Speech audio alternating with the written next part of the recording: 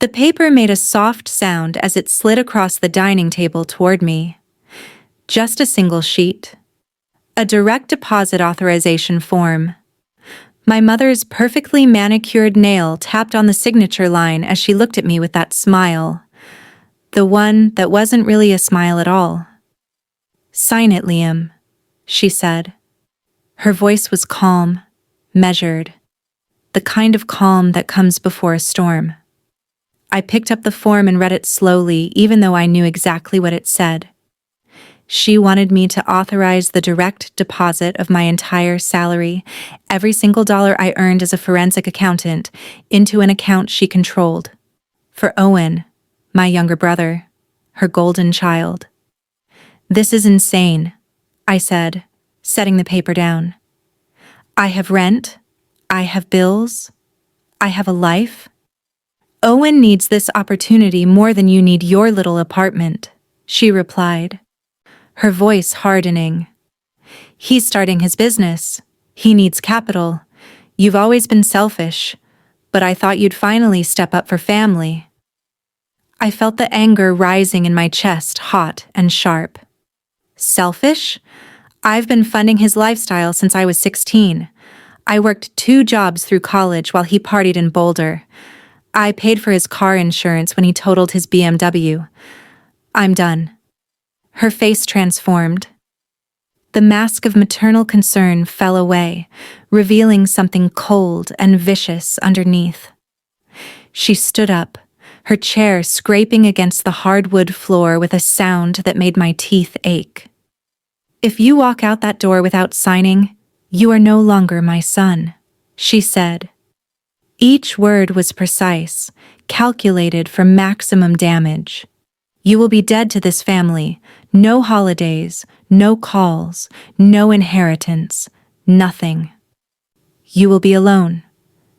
I looked at her for a long moment. I thought about all the years of being second, of being the afterthought, of watching her pour love and money into Owen while I got lectures about responsibility and sacrifice. I thought about my father, gone 3 years now, and how he'd been the only one who ever saw me. I stood up. I picked up my jacket from the back of my chair. "Okay," I said. Her eyes widened slightly. She hadn't expected that. She'd expected me to cave, like I always had before. I walked to the door. Behind me, I could hear her starting to sputter, to realize her bluff had been called. But I didn't turn around. I opened the door, stepped through, and closed it softly behind me. As I walked to my car, I felt something shift inside me. A cold clarity settled over my anger like frost over fire. They thought they were issuing a punishment. They had no idea they'd just declared war on a forensic accountant. They were about to learn what a real audit felt like. I sat in my car for 10 minutes before I could trust myself to drive. My hands were shaking, not from fear, but from rage that had been building for 2 decades.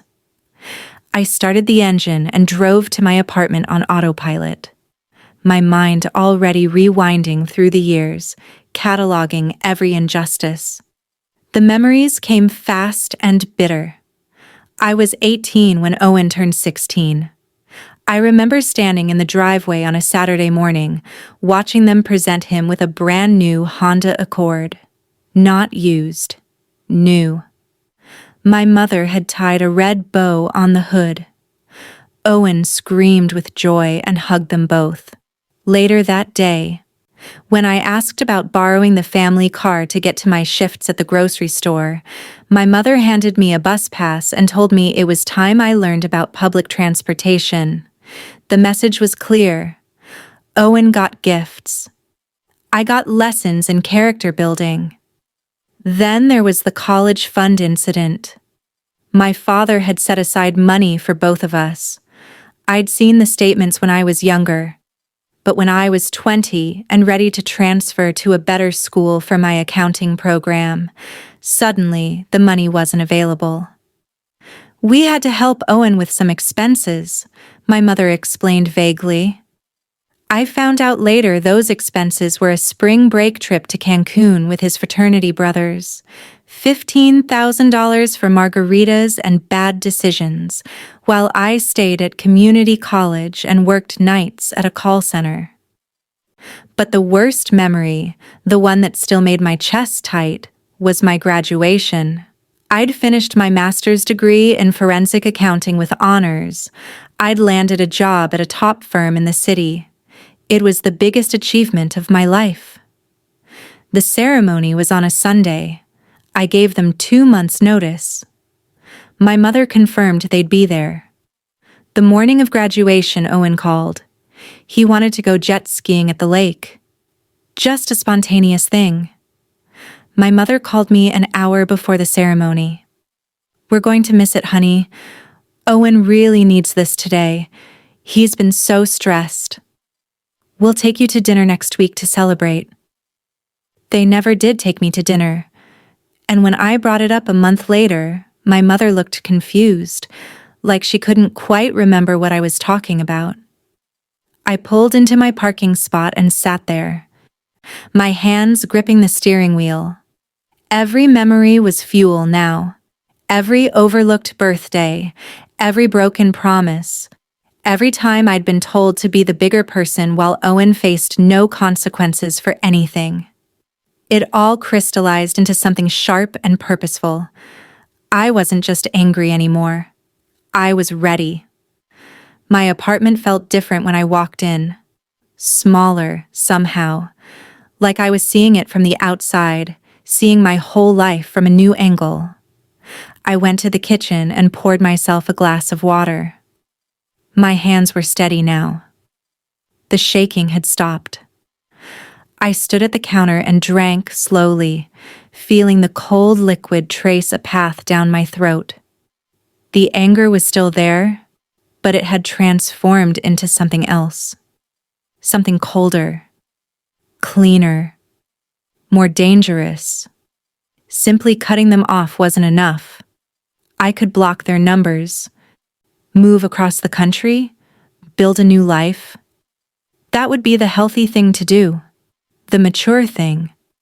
But maturity was what had kept me trapped in their orbit for 28 years, always hoping that if I just sacrificed a little more, worked a little harder, proved myself one more time, they'd finally see me.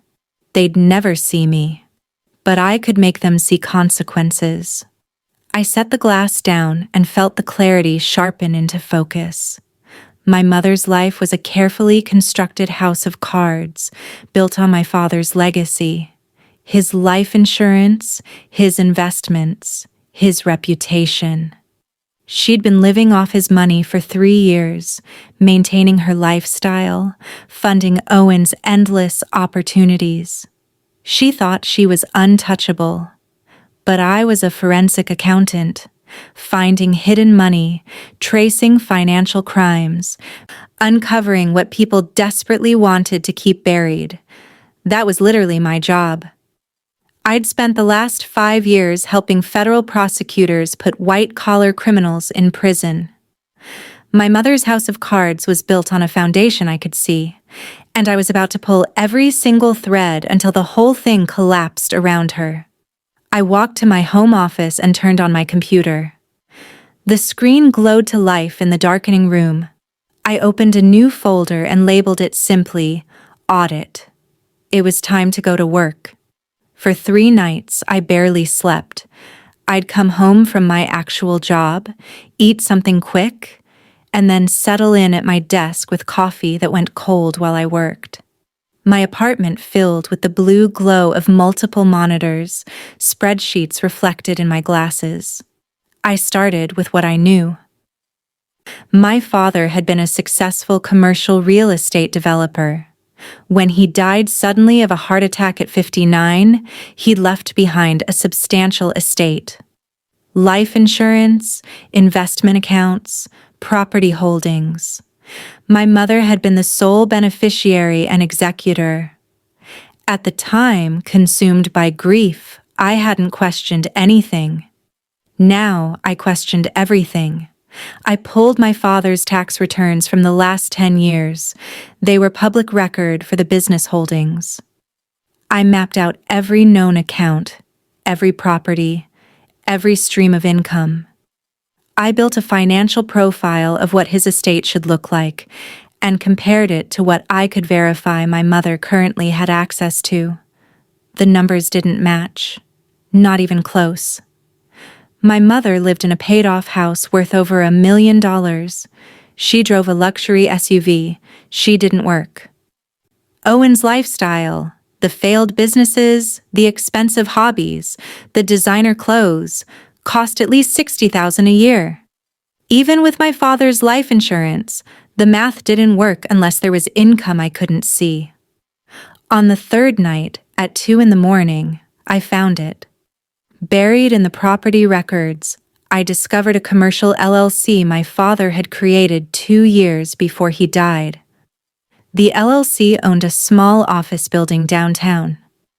The building generated rental income of about $18,000 monthly, but that income wasn't appearing on my mother's tax returns anywhere. I dug deeper. The LLC had a business bank account. I couldn't access the account directly, but I could see the public filings. Every month, like clockwork, there was a payment out. $15,000 to something called Cascade Consulting Services. Cascade Consulting Services was a shell corporation. It took me 4 hours to trace it, following a trail through 3 different states and 2 registered agents. But I found where the money was going. Denver. A family named Parker. And specifically, an account in the name of Robert and Jennifer Parker. I sat back in my chair and stared at the screen. $15,000 a month. For 3 years. Over $500,000 total. This wasn't about Owen's lifestyle anymore. This was something much bigger. Something dark enough that my mother had hidden it through layers of corporate structures. Something worth over $500,000 in untraceable payments. I had found the thread. Now I just needed to pull. The next day at work, I was useless. I went through the motions of my actual job, but my mind was in Denver, following the money. As soon as I got home, I was back at my desk, coffee brewing, monitors glowing. I started with the Parkers. Robert Parker, age 62. Jennifer Parker, age 58. One daughter, Chloe Parker, who would have been 24 now. Would have been. The news article was from 3 years ago, dated just 2 months after my father's death. Local college student dies from hit-and-run injuries. Chloe Parker, a senior at the University of Colorado Boulder, had been struck by a vehicle while walking home from a late-night study session. She'd been in a coma for 6 days before dying from her injuries. The driver had never been found. My hands went cold on the keyboard. Boulder. 3 years ago. I pulled up Owen's old social media. He'd been at CU Boulder then, supposedly studying business. I scrolled back through 3 years of posts, looking for the timeline. There. August that year, Owen had been posting pictures from campus, parties, football games. Then nothing for 2 weeks in mid-September. Then a post from home. Taking some time off. Family stuff. Be back soon. He'd never gone back to Boulder. The hit and run was September 18th. Owen had left Boulder on September 20th. The same week. The same goddamn week. I pulled up the photos from that semester more carefully. In one picture from early September, I could see Owen's car in the background. A black BMW sedan. The same car that had mysteriously been sold that fall, replaced with the new one my mother had bought him for Christmas. The sickness hit me like a wave. I had to stand up, walk away from the desk, breathe. But the evidence was there, pulling together like a chain, each link connecting to the next with horrible certainty. My brother had killed someone, a young woman with her whole life ahead of her. He'd hit her and driven away, and left her dying on the side of the road. And my mother had been paying the Parkers' blackmail money ever since. $500,000 in blood money, paid from my father's estate, to keep Owen out of prison. I thought about the direct deposit form, the demand for my entire salary.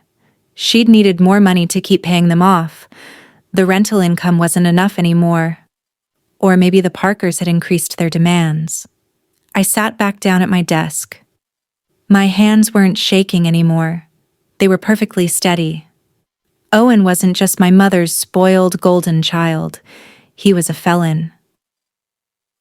And she'd chosen to protect him, to spend my father's legacy on covering up a death, rather than let him face any consequences at all. I opened a new document and began typing. It was time to make sure they both paid for what they'd done. I spent the weekend planning. I didn't leave my apartment except to get food. I filled a whiteboard with timelines, connections, evidence trails. This wasn't about emotion anymore. It was about precision. My plan had to accomplish 3 things: expose Owen's crime, destroy my mother's financial security, and ensure I was never connected to any of it. I was going to burn their world down, and I was going to do it from the shadows. I decided on a 2-pronged approach. First, the IRS. My mother had been hiding over $500,000 in payments through shell corporations and unreported LLC income. That was tax fraud on a massive scale. I spent Saturday documenting everything: the LLC structure, the rental income, the payments to Cascade Consulting, the connection to the Parkers. I compiled it into a detailed, anonymous tip with supporting documentation. The kind of tip the IRS dreams about, all wrapped up with a bow. Second, the crime. I couldn't go to the police directly. There was no hard evidence, nothing that would convince them to reopen a 3-year-old hit-and-run. But I didn't need to convince the police. I needed to convince the public. I found a true crime blogger in Denver who specialized in unsolved cases. Her name was Rachel Martinez, and she had over 200,000 followers. She was good, thorough, ethical, but relentless when she got a lead. I drafted an anonymous email with all the connections I'd found: the timing of Owen's departure from Boulder, the car being sold immediately after, the mysterious blackmail payments from our family to the Parkers. I included links to Owen's public social media, photos showing his car, everything except my own name. On Sunday night, I sat at my desk with both emails ready to send. My finger hovered over the mouse. There was a moment, just one, where I hesitated. Because I knew what would happen. The IRS investigation would freeze all my mother's assets immediately, including the blackmail payments. The Parkers would be cut off, at least temporarily. They were victims in this, and my revenge would hurt them too. But I thought about Chloe Parker, 22 years old, walking home from the library on a September night. I thought about her parents, living with their grief, accepting blood money because it was the only justice they could get. I thought about my father's legacy being used to protect his wife's son, the son who wasn't even his, though I didn't know that yet.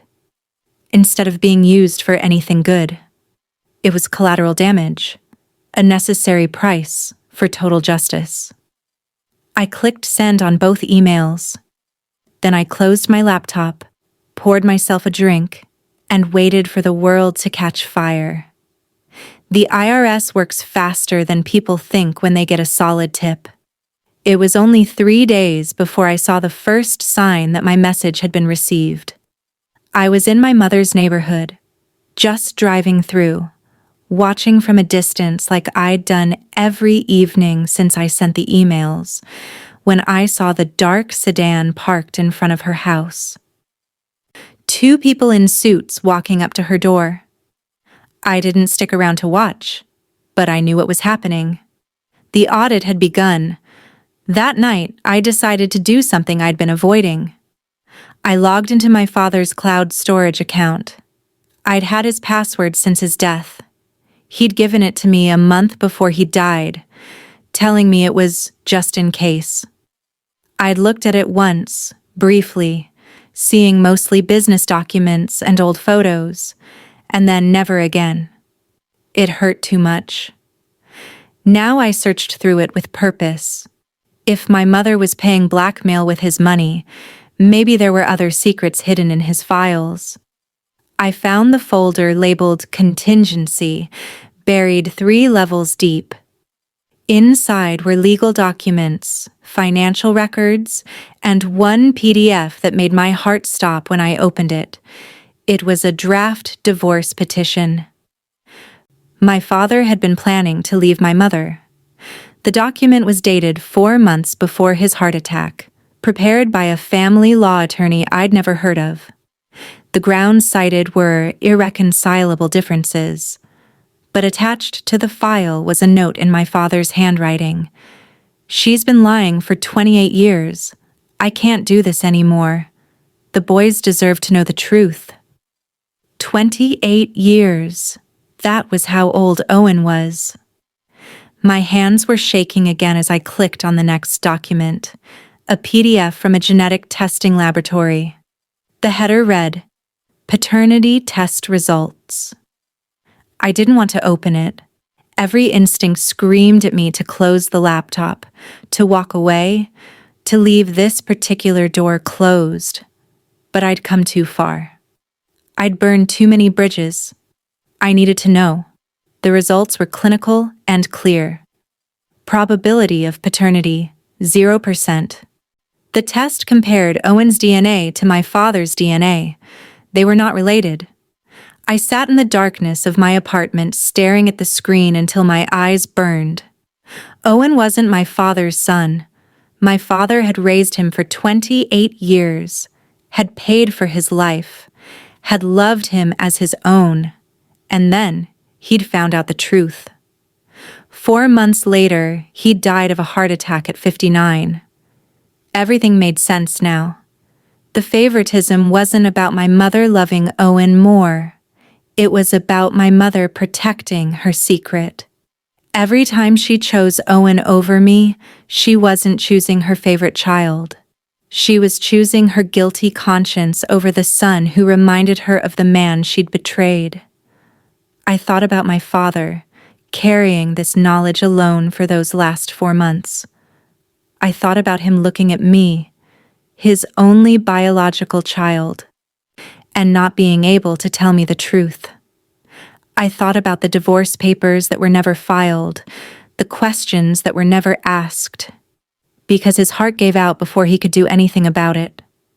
My mother had stolen my father's life, and then she'd stolen his money to protect the son who wasn't even his, the son who'd killed an innocent woman. I closed the laptop. I walked to the window and looked out at the city lights. The revenge I'd planned suddenly felt insufficient, too clean, too simple. But it was already in motion, and all I could do was watch it unfold. The phone call came on Thursday afternoon. I was at work, in a meeting, when my phone started vibrating across the conference table. My mother's name flashed on the screen.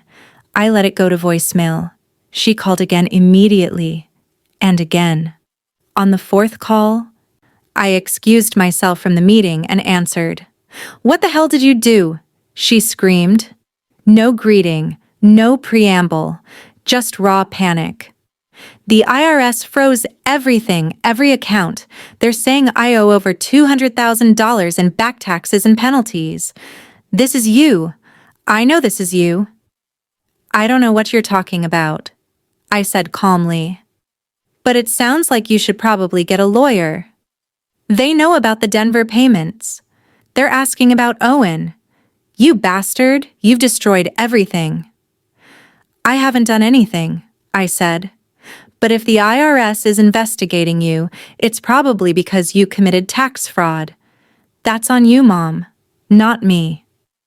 She made a sound that was half sob, half rage. You're killing your own brother.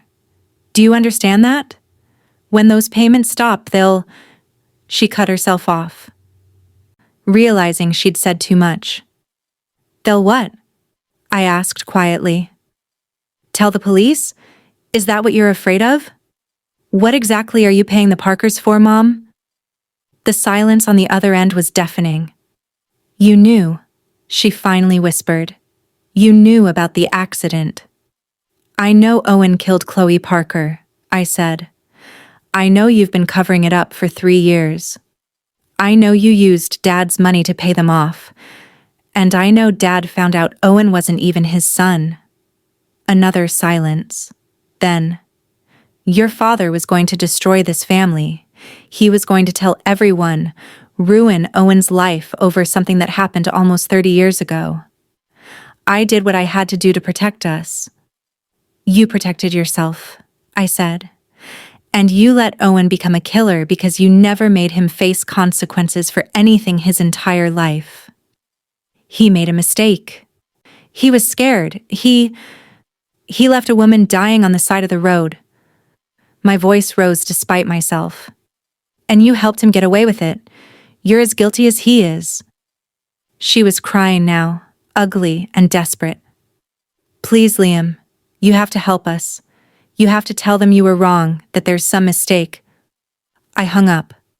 That night, Owen texted me. Just 3 words. I didn't know. I stared at those words for a long time. About the paternity, about the blackmail, about what I'd done. I didn't text back. There was nothing left to say. The next day, Rachel Martinez's blog post went live. New evidence in 3-year-old hit-and-run death. She'd done exactly what I knew she would. Thorough research, careful presentation, damning connections. She didn't accuse Owen directly, but she laid out the timeline, the suspicious departure from Boulder, the financial ties between our families. She asked questions. Let readers draw their own conclusions. The post went viral. Within 48 hours, local Denver news had picked it up. Family of hit and run. Victim receives anonymous tip about possible suspect. The police issued a statement. They were reviewing the case with fresh eyes based on new information received. I watched it all unfold from my apartment like I was watching a movie about someone else's life. My phone stayed silent. My mother didn't call again. Owen didn't text. A week later, the Denver Post ran a follow-up. Police name person of interest in 2022 hit-and-run case. They didn't print Owen's name. He hadn't been charged yet, but everyone who'd seen the blog post knew who they meant. I'd done it. I'd exposed them both. My mother would face criminal charges for the tax fraud, possibly for obstruction if they connected her to the cover-up. Owen would face vehicular manslaughter at minimum, possibly more if they could prove he'd known what he'd done and fled anyway. Everything they'd built, every lie they'd told, every time they'd chosen each other over truth and decency, it was all coming down. But as I sat in my apartment that night, watching the news coverage with the sound muted, I didn't feel victorious. I felt hollow. Because I kept thinking about my father, about those last 4 months of his life, knowing his wife had cheated on him, knowing his younger son wasn't his, knowing his real son was being neglected and sacrificed for a lie, carrying all of that alone. And I couldn't help but wonder, had it really been just a heart attack? I couldn't stop thinking about it, the timing, the stress, the divorce papers that were never filed. At 59, with no history of heart problems, my father had suddenly died of a massive coronary in his sleep. 2 weeks after the Denver news broke, with Owen under official investigation and my mother drowning in legal fees, I went back to my father's cloud storage. I searched through everything this time, not just the obvious folders. I looked at dates, at file metadata, at anything that might tell me something I'd missed. That's when I found it. A video file mislabeled as 2019 taxes backup.mp4. The date stamp was from 4 months before his death, the same time as the divorce papers. The file was password protected. I tried his usual passwords: my mother's birthday, their anniversary, the dog's name. Nothing worked. Then, on impulse, I tried something different. My childhood nickname, the one only he had ever called me. Lucky. The file opened. My father's face appeared on the screen. He was in his home office, the one my mother had converted to a craft room after he died. He looked tired, older than I remembered. There were dark circles under his eyes. "Liam," he said, and his voice cracked slightly. "If you're watching this, I'm gone. And I need you to know the truth about what happened in this family, about what your mother is capable of." My heart was pounding. I leaned closer to the screen. "You know about Owen now?" he continued. "The paternity test. I'm sorry you had to find out this way, but I couldn't tell you while I was alive. She'd threatened to..." He paused, rubbed his face. "I'm getting ahead of myself. Let me start at the beginning." He took a deep breath. 28 years ago, your mother had an affair with a man named David Chen. He was my business partner at the time. When she got pregnant, she told me the baby was mine. I believed her. Why wouldn't I? We were married. We were trying for another child. I loved her. Owen was born, and I raised him as my son. I loved him, Liam. I want you to know that. Whatever he's become, I love that boy. But 2 years ago, David Chen came back into the picture. He'd been diagnosed with terminal cancer, and he wanted to meet his biological son before he died. He contacted your mother. She refused. He threatened to tell everyone, including Owen. My father's face hardened on the screen. Your mother's solution was to pay him off, $200,000 from our joint accounts. Money that was supposed to be for both of your college funds. That's why there wasn't enough for you to transfer schools. She paid it to keep David quiet. He died 6 months later without ever meeting Owen. But that's not the worst of it. My father leaned forward, his eyes intense and afraid. 4 months ago, I found out about the other payment. The one to the Parker family in Denver. I confronted her. She broke down and told me everything about Owen's accident, about the hit and run, about how she'd sold his car, sent him away, and started paying the Parkers to keep quiet. I told her I was done. I was going to file for divorce. I was going to tell Owen the truth about his paternity. And I was going to encourage the Parkers to go to the police, offer to pay for their legal fees myself if they wanted to pursue charges. She'd covered up a death, Liam. I couldn't live with that. His expression changed then, became more frightened. She begged me not to. She said she'd lose everything. Her reputation, her lifestyle, her son. She said she couldn't survive it. I told her that wasn't my problem anymore. I'd spent 28 years living a lie and I was done. The next morning, I woke up feeling strange, dizzy, heart racing. I called 911, but... He shook his head. The paramedics said it looked like I'd taken something, but they couldn't figure out what. My regular medication bottles were all correct. but something felt wrong. By that night, I felt better, so I didn't pursue it. But then it happened again 2 days later, and I started to notice things. My pill bottles had been moved, the seals broken and replaced. Your mother suddenly being very insistent about me taking my vitamins, watching me swallow them. My blood went cold. I started hiding the pills instead of taking them, my father said, pretending to swallow them, then spitting them out later, and I felt fine, no symptoms at all. But I couldn't prove anything. What was I going to do? Tell the police my wife was trying to poison me? With what evidence? So I made this video. I've documented everything I know. The paternity test, the blackmail payments, the cover-up of Owen's crime, and my suspicions about the pills. If something happens to me, if my heart suddenly gives out, I need you to know that it might not be natural causes.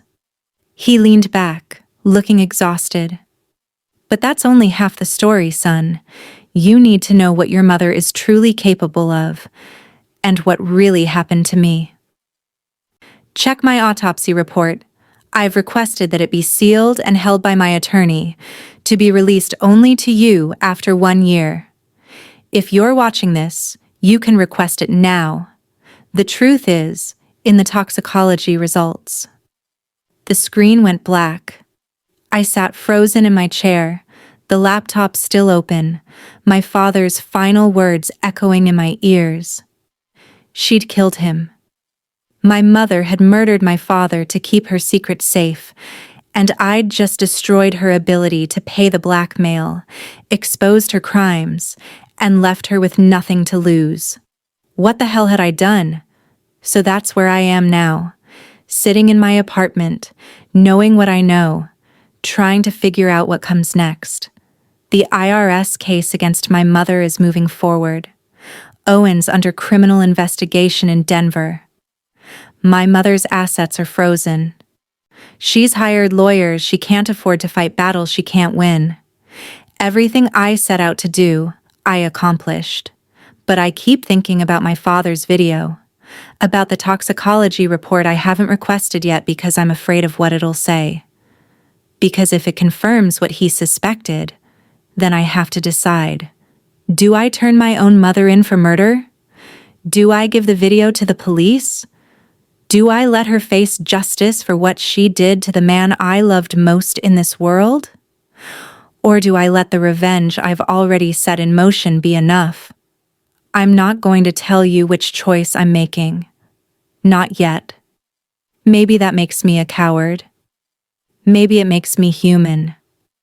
But I will tell you what I learned from all of this. Family isn't about blood. Genetic tests prove that much. It isn't about who raised you, or what you owe them, or who sacrificed what.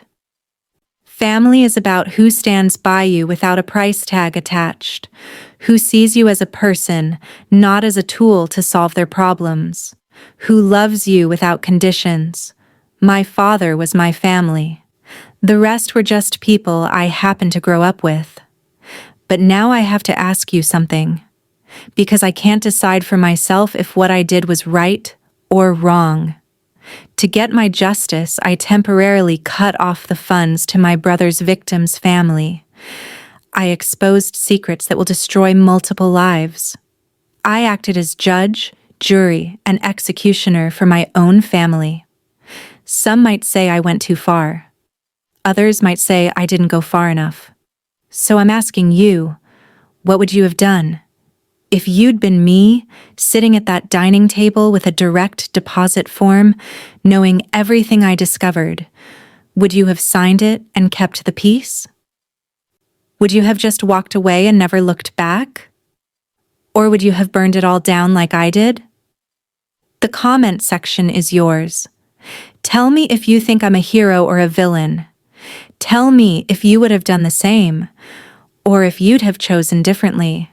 Tell me if justice sometimes requires burning down the house to smoke out the truth. And if you believe that karma sometimes needs a helping hand, subscribe now so you never miss an act of revenge, because trust me, this story isn't over yet.